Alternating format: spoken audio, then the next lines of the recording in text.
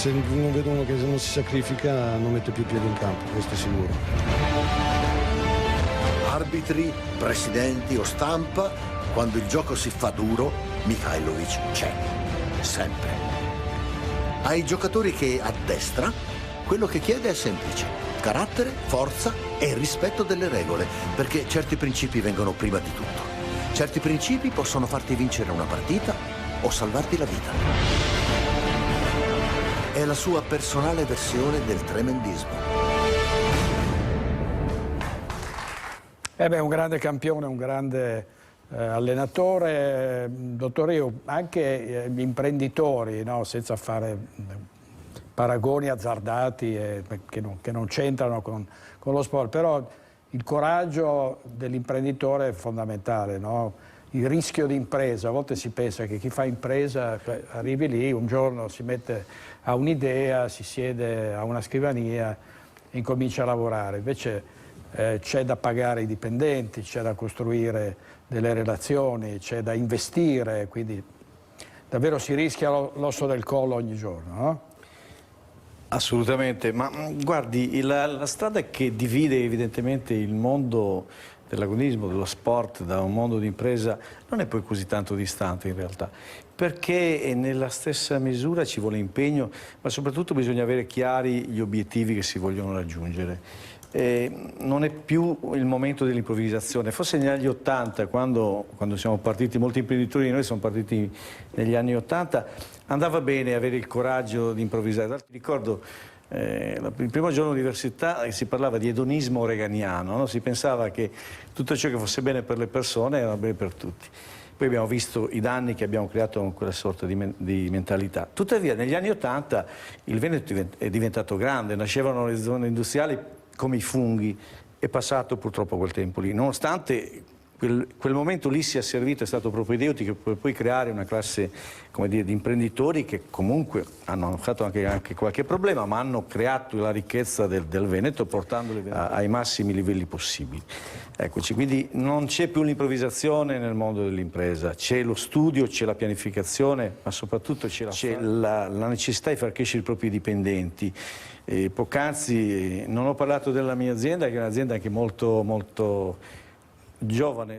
E che settore è, dottor? Il settore materie plastiche e soprattutto dello stampaggio tecnico industriale. Non c'è la volontà, neanche l'ambizione di crescere in maniera smisurata con i fatturati, no. Noi abbiamo bisogno invece di crescere come azienda, come persone. È da qualche anno che abbiamo messo a punto un codice etico, dal 2015, visione ben chiara del futuro. Da tantissimo tempo facciamo formazione personale, quindi anche qui non ci si può improvvisare. Il personale è forse l'unico capitale indisponibile nell'azienda, perché guardate che i macchinari possiamo comprarli con i leasing, possiamo comprarli con i prestiti, possiamo comprarli con i soldi, contanti o non contanti non importa, si possono comprare. Il personale no, il personale bisogna crearlo, formarlo giorno per giorno, dargli tutte quelle necessità. Se penso al welfare che ormai è totalmente in mano alle aziende, in qualche maniera le aziende se ne stanno facendo carico, ecco, queste sono le cose che in questo momento contano. Le aziende hanno bisogno di lavorare innanzitutto in sinergia con il territorio, perché è imprescindibile l'attenzione che deve avere un'azienda per il proprio territorio. Fa parte di quei valori che ormai se non si hanno, guai, cioè si diventa veramente, si crea una sorta di imprenditorialità scellerata. Qui mi collego al fatto che comunque sono anche vicepresidente di AP Industria Confirmi Vicenza, certo. Come dire, gli imprenditori devono avere una visione etica del proprio lavoro. È importante l'attenzione che si ha per un'altra parte del personale che è il mondo femminile. Eccoci. Le donne all'interno di un'azienda sono una risorsa che noi non possiamo assolutamente rinunciare, non vogliamo rinunciare, perché hanno professionalità, hanno anche spirito, hanno talento, hanno anche le ambizioni che spesso noi uomini abbiamo anche perso sotto certi aspetti. Ci sono imprenditori che sono arrivati ad assumere persone, donne in gravidanza, considerandone il merito, no? A volte quando una donna sta per partorire, avere figli o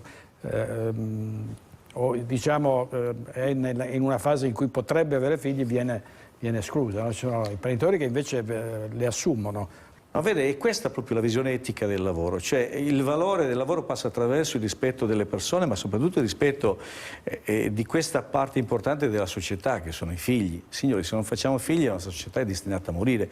Quindi l'attenzione che bisogna avere per le donne e in particolare per le mamme è un valore assoluto all'interno di un'azienda. Noi abbiamo posto come condizione sine qua non che prima dell'azienda vengono le loro famiglie, e noi abbiamo delle persone che hanno dei bambini piccoli di qualche mese.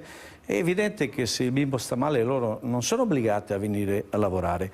Tutta questa storia del Covid, comunque tutto ciò che è successo, è in qualche maniera accelerato una visione diversa del lavoro. Se pensiamo appunto che stiamo lavorando in cloud, che abbiamo la possibilità di collegarci anche tramite internet, con smart working eccetera, tutte cose che hanno accelerato la qualità del lavoro, la possibilità, come dire, di svincolare la presenza delle persone dal proprio lavoro. Ecco, questo dà valore aggiunto alle aziende. Questa è la strada che stiamo percorrendo.